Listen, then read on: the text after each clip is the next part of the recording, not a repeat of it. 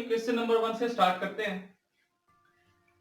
State whether the following statement are true और false. आपने ये बताना है कि ये जो नीचे स्टेटमेंट दे रखी हैं, ये नीचे स्टेटमेंट दे रखी हैं आपको 3, 1, 2, 3, इन तीनों स्टेटमेंट में से कौन सी स्टेटमेंट ट्रू है और कौन सी फॉल्स है। जस्टिफाई योर आंसर, अपने उत्तर को जस्टिफाई भी करना है। पहला जो पार्ट है वो क्या कर रखा है, every irrational number is a real number. Every irrational number is a real number. Irrational number कौन सी होती है, अप्रिमेय संख्या। हिंदी में लिख लेते हैं भाई, अप्रिमेय संख्या। कि प्रत्येक अप्रिमेय संख्या जो है वह एक वास्तविक संख्या होती है। बिल्कुल है, क्योंकि रियल नंबर जो है ना सबसे बड़ा सेट होता है। वास्तविक संख्या, रियल नंबर यानी कि वास्तविक संख्या। आपको पता है, क्योंकि हमने पहले ही बताया था कि जो आपका रियल नंबर का सेट होता है इसमें आपके रैशनल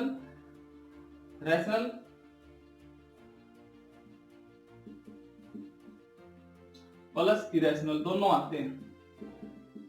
ठीक है, जिसमें रैशनल भी आएगा और इरेशनल भी आएगा। इन दोनों अगर दोनों इकट्ठे हो जाएंगे, दोनों आ जाएंगे, तो आपका क्या बन जाएगा, रियल नंबर का सेट बन जाता है। यानी वास्तविक जो है नंबर, वास्तविक संख्या जो है उनका सेट आपका बन जाता है। तो यहाँ पर यह है आपकी जो पहली कंडीशन है। सॉल्यूशन चलते हैं हम। पहली कंडीशन का जो सॉल्यूशन है, सॉल्यूशन क्या हो जाएगा, ट्रू हो जाएगी। क्योंकि देखो क्या बोला था, एवरी इरेशनल नंबर। देखो इरेशनल नंबर ये रियल नंबर का सेट होगा, बड़े से बड़ा जो सेट है वो रियल नंबर का ले लिया हमने। इसमें रैशनल भी हो गए, इरेशनल भी हो गए।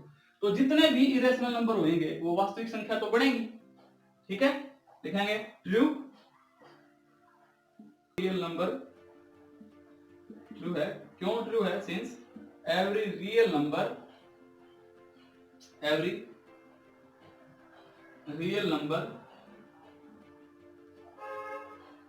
is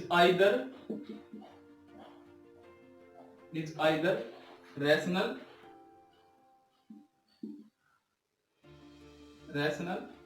or irrational। कि आपके जितने भी जो रियल नंबर होंगे वो कैसे होंगे, या तो वो रैशनल बनेगा या इरेशनल बनेगा। बट इसने तो ये पूछी है कि भाई इरेशनल नंबर जितने भी बनेंगे ना वो सभी वास्तविक संख्या होंगी, तो सभी के सभी नंबर तो रियल में आएंगे। ठीक है, पहला जो पार्ट है हमारा हो जाता है। इसी के बाद में सेकंड पार्ट आता है, every point on the number line is of the form root m। कि नंबर लाइन पर ये ऊपर वाली स्टेटमेंट हटा लें तो ठीक है, ये तो आपने जस्टिफाई करना है बस। क्या है इसका जो दूसरा पार्ट है, दूसरे पार्ट को यहां कर रहे हैं। दूसरा पार्ट क्या बोला है कि every point on the number line is of the form root m। हमने जैसे एक पॉइंट, हमने नंबर लाइन ली थी 0 1 2 3, हमने इधर माइनस वाले ले लिए, -2 माइनस ए नेचुरल नंबर। तो ये जो कंडीशन है ये आपकी कैसी हो जाएगी, फॉल्स हो जाएगी। क्यों होगी फॉल्स, ये कहता है कि प्रत्येक जो पॉइंट होएगा नंबर लाइन पर, every point on the number line is of the form root m। ये सभी पॉइंट जितने भी होंगे ना इसके ऊपर वे रूट m की फॉर्म में होंगे। क्यों भाई, जरूरी थोड़ी ना है। हमने जैसे यहाँ पर 4 ले लिया, 4 लिखा, तो 4 का रूट कितना बन गया, 4 का रूट कितना बनता है, 2 बनता है। और 2 कैसा है, नेचुरल नंबर है। ठीक है, ये भी तो इसके ऊपर लाई कर रहा है, हो गया। लेकिन जरूरी थोड़ी ना कि एवरी पॉइंट इस टाइप का होना जरूरी थोड़ी ना। हमारे पास जैसे -3 ले लिया, -3 इसके ऊपर लाई करता है।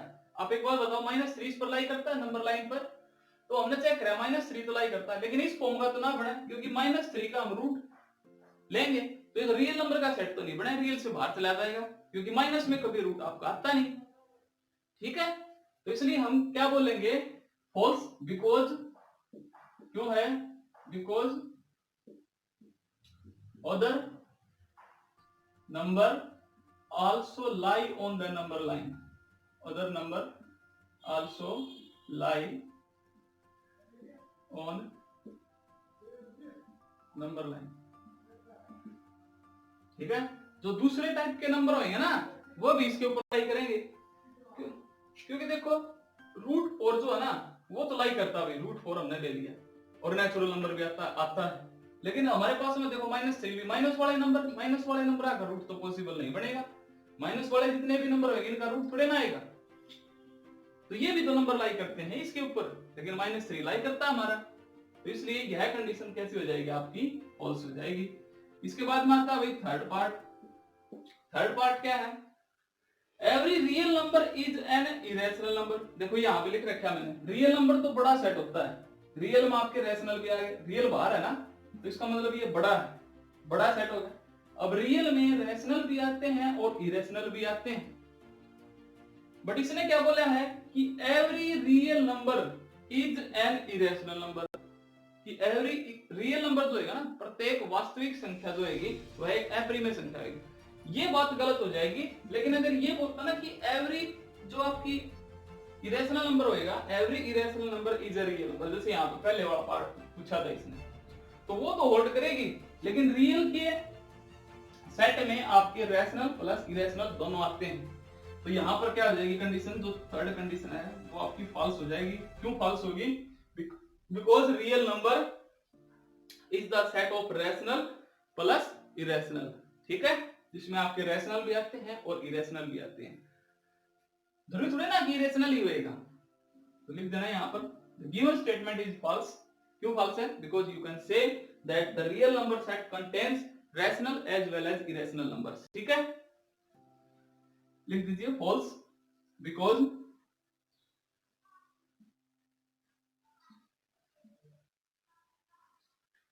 Real number contains rational as well as irrational।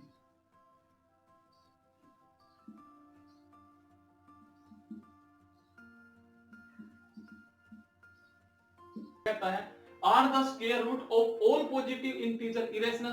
देखो ये हमने जो क्वेश्चन नंबर 1 किया था, क्वेश्चन नंबर 1 का कौन सा पार्ट था, वो सेकंड पार्ट, क्वेश्चन नंबर 1 के सेकंड पार्ट में कुछ इसी टाइप का क्वेश्चन था। उसमें क्या था, सिर्फ रूट एम की फॉर्मेशन थी और एम किस तरह का नंबर होता था, नेचुरल नंबर होता था, इसने ये बोला था। अब देखो यहाँ पे जैसे 0 1 2 3 4 5 और इस तरह से आगे तक बढ़ा रखे, ये नंबर हमने ले लिए। कहता are the square root of all positive integer irrational, कि जितने भी पॉजिटिव इंटीजर हो, पॉजिटिव यानी प्लस वाले धनात्मक आपके पूर्णांक हो, उन सब का अगर हम वर्गमूल लें तो वर्गमूल कैसा बनेगा आपका, इरेशनल यानी कि अप्रिमेय संख्या। क्या ऐसा पॉसिबल है, आपने पॉजिटिव लेने हैं भाई इस तरफ से, ठीक है, और वो इरेशनल है, तो देखो हमने ज्यादा तो लेते नहीं, हम जैसे हमने यहाँ पे 4 ही ले लिया, 4 लिया हमने। अब इसने क्वेश्चन क्या पुट किया था, are the square root of all positive integer, 4 का हमने स्क्वायर रूट ले लिया, 4 का स्क्वायर रूट क्या बन गया आपका, 4 का स्क्वायर रूट हो जाएगा 2 आएगा, 2 आ जाएगा। तो क्या कहता है ये, are the square root of all positive integer, इनका स्क्वायर रूट जो लिया इज इरेशनल, इरेशनल तो नहीं है भाई, 2 तो कैसा है अपना, रैशनल है। देखो हम 3 का लें, 3 का रूट लेंगे तो रूट 3 इरेशनल, इरेशनल भी आता है और रैशनल भी आता है, लेकिन इसने एक वर्ड बोल दिया ऑल पॉजिटिव इंटीजर्स, ऑल के लिए पॉसिबल नहीं है, समझ आएगी बात। तो हम लिखेंगे the given statement is false, या फिर you can say not always true. आप ऐसे बोल सकते हैं कि जो स्टेटमेंट आपको दे रखी है वह हमेशा ट्रू नहीं होती, ठीक है, यहां पे लिख देना no, no the given statement is not always true because no, यहां पर लिख देना no the given statement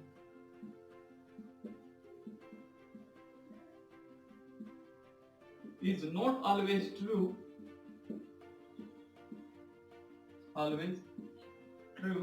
because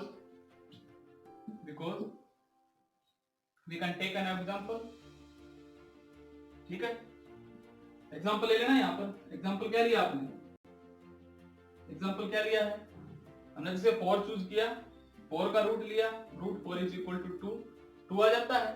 2 कैसा है आपका, 2 is not a irrational number, irrational number नहीं है, लिख देना वेयर 2 इज नॉट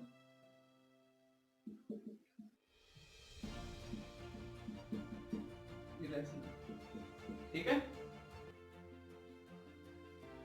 चलिए भाई, show that √5 can be represented on the number line.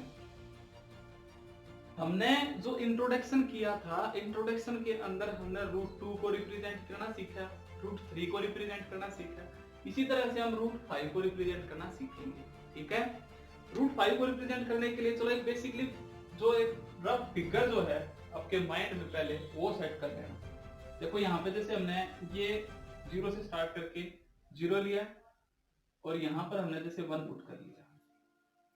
ठीक है, 1 यूनिट हमने 1 यूनिट पे लेके चलेंगे हमेशा। तो 1 यूनिट ये हमने इसको पॉइंट का नाम दे दिया ए।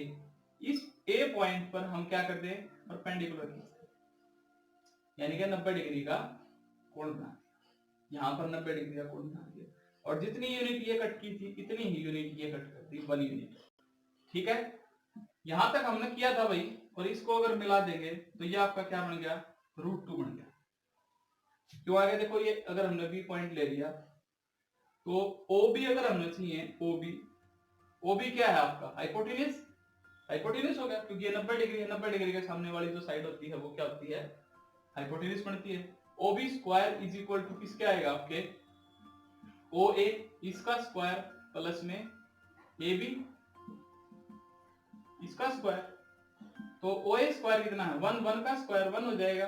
AB कितना है, ये भी 1 है। देखो ये लेंथ AB, A से लेकर के B तक की लेंथ हमने 1 यूनिट पुट की है तो 1 होगी, यानी 2 आ गया ये OB स्क्वायर। और अगर हमने OB चाहिए तो ये √2 हो जाएगा, यानी ये लेंथ आपकी कितनी आएगी, √2 आएगी। यहां तक हमने सीखा था भाई इंट्रोडक्शन में। ठीक है, अब इसी के ऊपर अगर यहाँ पर 90 डिग्री का कोण एक और बना दे, इस साइड पर 90 डिग्री का कोण बना दिया हमने। ठीक है, और 1 यूनिट जो ये कट की थी यहाँ पर भी 1 यूनिट कट कर दी। समझ आ रही बात, यहाँ पर इस सिरे पर जो B है, B आपका जो पॉइंट है, इस B पॉइंट पर आपने 90 डिग्री का कोण बनाना है। इस साइड पर जो ये OB साइड है, OB साइड पर आपने क्या बनाना है, 90 डिग्री का एंगल। अब इसको और इसको मिला दें, अब इन बिंदुओं को अगर मिला दिया, इस मिला दें तो ये आपके पास √3 आ जाए। हमने किया था ये इंट्रोडक्शन में, हमने यही किया था। ठीक है, ये √3 आ गई, जिस तरह इसको पॉइंट को बोल दिया हमने C पॉइंट। अब इसी पॉइंट पर फिर से हम 90 डिग्री का कोण बना दें और 1 यूनिट फिर से कट कर दें, 1 यूनिट फिर से कट कर दें। 1 यूनिट जैसे कट करेंगे, 90 का एंगल बनाना है आपने, इस पर इस साइड पर 90 डिग्री का कोण बनाना है और इसको 1 यूनिट कट कर दिया। जैसे यहाँ पे एक पॉइंट आएगा अपना D और इस D पॉइंट को इसके साथ मिला दें तो ये आपका √4 आएगा, यानी √4 क्या इंप्लाई करेगा, 2 आ जाएगा, यानी OD क्या होगी। इसी तरह से इसी प्रकार से आपने लिखा है, similarly you can write OD is equal to कितना बन जाएगा, 2 आ जाएगा, √4 आ गया। अब इस सिरे पर अगर फिर से हम 90 डिग्री का एंगल बना दे, 90 का एंगल अगर बना दे, जैसे ही 90 का एंगल बनाया और इसको 1 यूनिट फिर से कट कर दिया, 1 यूनिट कट करने के बाद में इसको और इसको अगर मिला दें,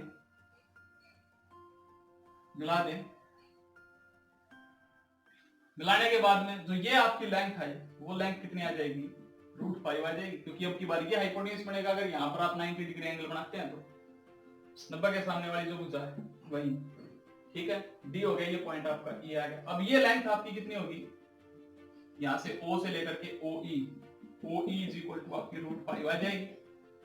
अब आपने इतना प्रकार खोलना है, OE जितना, O पर प्रकार रखे E जितना ओपन करके, यानी O को सेंटर पुट करना है और इसी के ऊपर से एक आर्क लगाती हुई लेके आनी है। ठीक है, ये 2 को क्रॉस कर जाएगी, यहाँ पे जैसे 2 लिया, इस 2 को क्रॉस कर जाएगी। ऐसे ही आप ऐसे जैसे पुट करेंगे, इसको आगे की तरफ बढ़ा के लेके आएंगे और ये इस तरह से, तो ये आपकी क्या बन जाएगी, जो यहाँ पर आएगा, यहाँ पर ये आपका आ जाएगा √5।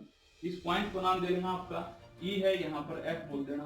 जो आपकी OF लेंथ होगी, OF वो आपकी √5 बन जाएगी, किस पर, इस नंबर लाइन पर।